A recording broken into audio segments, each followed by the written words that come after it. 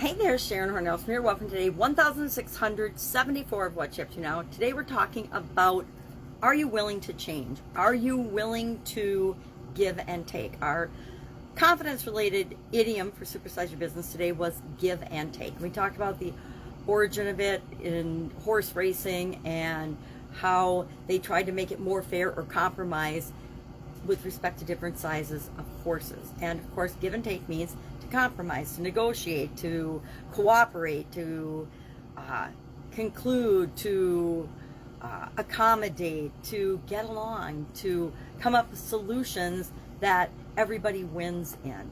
And our topic for the annual challenge, the BU 365-day challenge to do one thing every day that improves us, was our willingness to change. And when we're willing to change, it becomes easy for us because things outside of us, once we decide inside of us that we want to change, we're willing to change, we're willing to become more confident, because we're focusing on confidence this month, then things outside of us happen. The universe kind of conspires to help us get what we want and to create what we want in the world. So we talked about those two things today.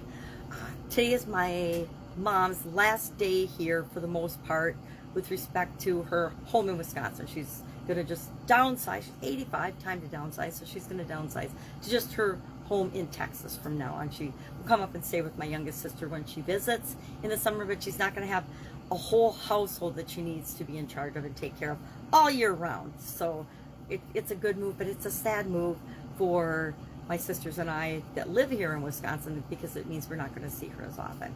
Or she'll come up and stay, but probably for not as long as she used to. So I am definitely tied up spending time with her today. Not tied up because I choose to and I want to. But if I can help you in any way, hit me up and ask. Otherwise, have an absolutely fantastic day, and I will be with you tomorrow.